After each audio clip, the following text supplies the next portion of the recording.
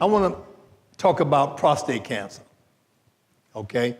Because that's one of the main fears that all of us have in this room. We all fear that the doctor is going to tell us that our PSA is abnormal. There has been a lot of confusion in the medical literature telling you whether or not you should get a PSA or not. By the way, PSA means prostatic specific antigen, PSA. And I need to recommend to you, now this is my personal recommendation, and my personal recommendation is based on my experiences. I look at what the literature tells me, but I also have to infuse my experience as a family doctor who's been practicing for about 36 years, taking care of a lot of African American men.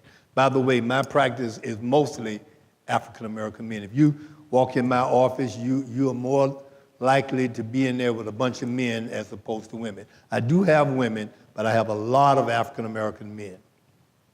All right? So the PSA, this is Dr. Bell's recommendation. I think that as an African American male, you should start getting your PSA annually starting at age 40. The current recommendations say 45. I found too many black men with prostate cancer before they turn 45. So you want to get your PSA annually starting at age 40. Now, what I always recommend is remember the month. My month is August. When August starts coming around, I just get anxious because I don't know what that PSA is going to show. So remember your month. If your month is February, then you got to go in February and get it. I suggest that you not do it in February. That was supposed to be a joke, but anyway. All right, but so make sure that you get your PSA annually, okay? You also, if there's any number you want to pay attention to the number that the doctor gives you. Just don't let him say, well, it's all right. You want to know, what's that number, doc? Okay? Because it's the number that we pay attention to. When the number begins to rise, then it sends up a flag that something may be going on, especially if the number doubles. If you come to me and you're 40, you come back and your PSA is 1. By the way, 0 to 4 is the normal range. But if you come to me and your PSA is 1, then you come back to me the next year and your PSA is 2, even though it's normal, I'm going to send you for additional workup because that means that something is going on. It's a red flag that something is going on. And I cannot tell you how many times I have picked up on prostate cancer early because the number doubled, okay? Now, if you have a family history of prostate cancer, family history means that your daddy may have had prostate cancer, his brother, your uncle may have had it, grandfather may have had it. That means that you have a family history, and so you need to tell the doctor that. If you have a family history, particularly a first-degree family history, and you're not even 40 yet, I may start checking your PSA when you're 35. Okay? Now, here's the other thing that we must do as African American men. We must not continue to be secretive with our sons and our daughters about our health. I saw a man a couple of months ago, for the first time, we diagnosed prostate cancer on him. He had his last PSA was 3 years ago. He switched doctors. And so we sent him to the medical university. They did the biopsies. The biopsies came back positive, and he had to have a prostatectomy. He has 6 sons, because I'd asked him about his family history. So I asked him when he came back, I said, well, I know you've discussed this with your sons. So he said, no. So I said, well, why? He said, well, because it's not none of their business. Wow. So I asked him, I said, so if you had walked a path and you knew around the bend there was danger, and you walked that path a lot of times, and you knew your son was going to have to walk that path too, would you not want to alert your son that there's danger around the corner? He didn't say anything. Next month he came back, told me that he got in contact with all of his sons, told him that he had prostate cancer and that they needed to be evaluated, okay? That is the mindset that we as African American men must adopt in 2016. We cannot be secretive about our health. You have to share that information with your daughter and your son, because now we have some early information that there may be a relationship between prostate cancer and breast cancer. If you've been keeping up with the literature, we don't quite have it worked out yet, but we think that there may be a relationship, okay? So as African American men, historically, we like to keep things secret. We don't like to talk about our illnesses to our family, but this is 2016. You got much more information. You want to share that information with your family so that they will know to tell their doctor to be on the lookout for it. All right, so back to PSA. So you should know what the PSA is year to year. Now, the PSA does not make the diagnosis of prostate cancer. It just only tells us that something is going on. So you can have an elevated PSA, go have the biopsy, and the doctor may not find anything. But he will tell you, I want to keep you under observation. Now, that doesn't mean that keeping you under observation means that I want to see you every 6 months and we want to continue checking it. Keeping you under observation means that, bye-bye, I ain't going back there no more because I don't have it. That's not what the doctor said. I cannot tell you the number of times that black men will hear that.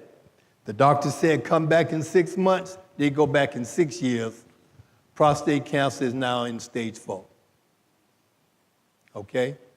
So you gotta stay on top of it. You gotta stay on top of it. Now, I don't too much talk about the symptoms of prostate cancer. And the reason that I don't is because 90% of the men that I see who get diagnosed with prostate cancer don't have no symptoms.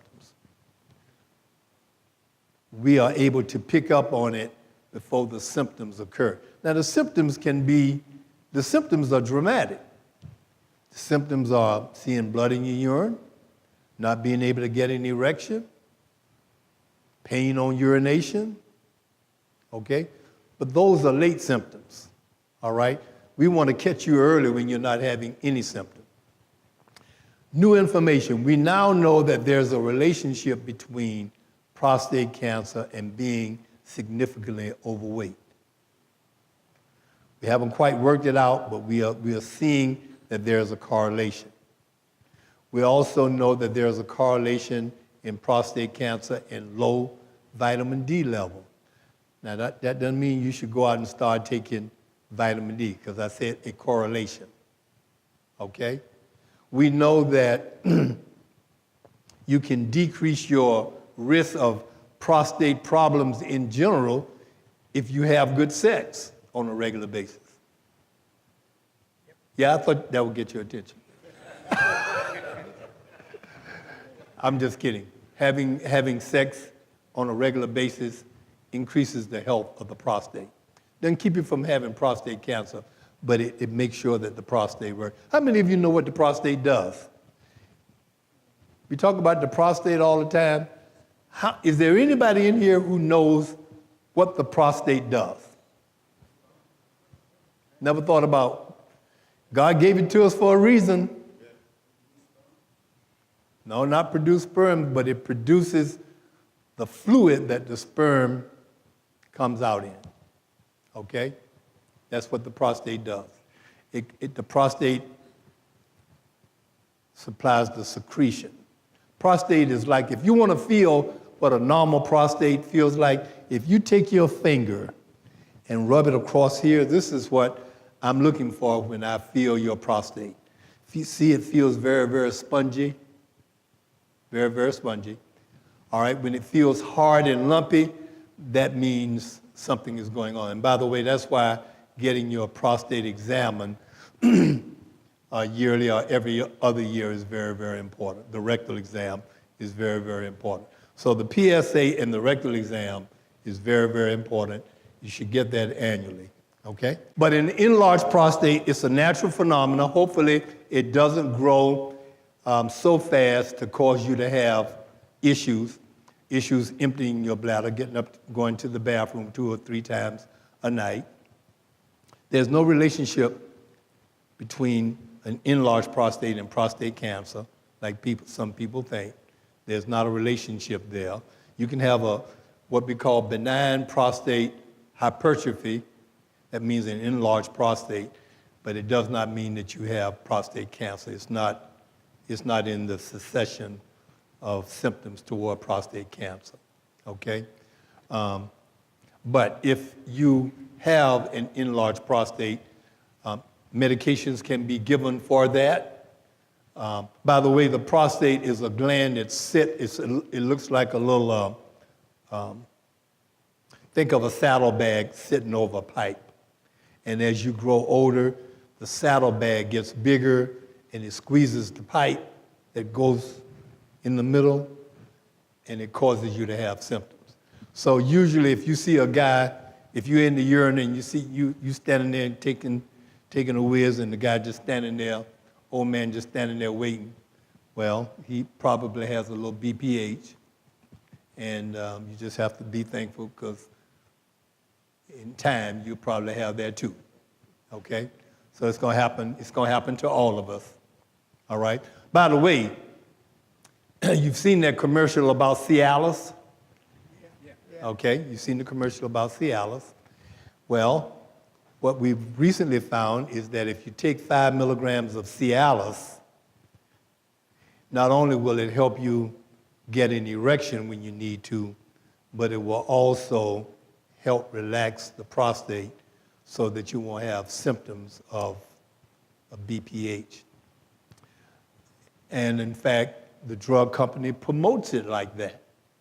And oftentimes, I have a lot of patients who, they don't never miss their prostate medicine. I had one guy say, "Doc, that prostate medicine is something else. It also works good for other stuff too." Okay? I think the thing that you need to know, that you know, this whole session could have just been on the prostate. So I'm going to tell you a couple of other things, and then I'm going to move on.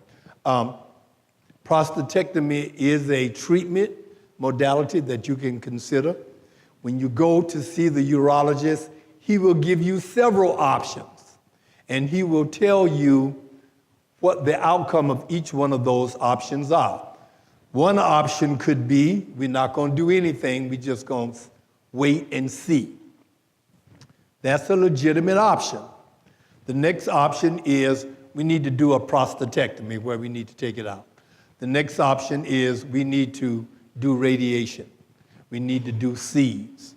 So when you go to the doctor, he's going to have a lot of additional information.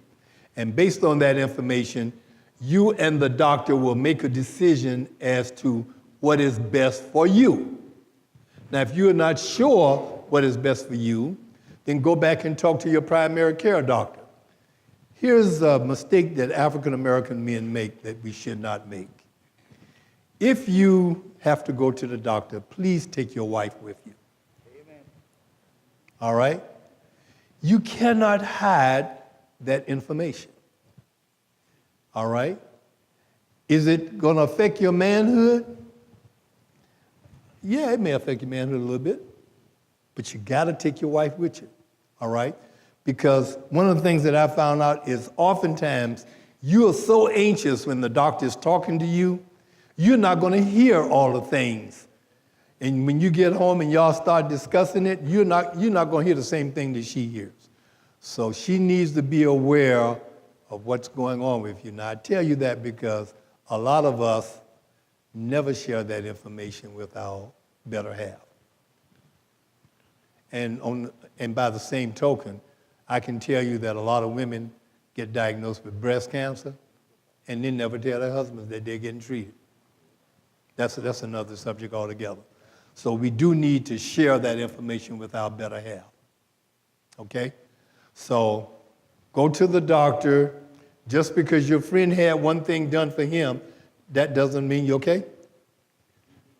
Yes, a B in here, yeah. Just because your friend had one thing done, it doesn't mean that you need to have that same thing done because everybody's situation is different.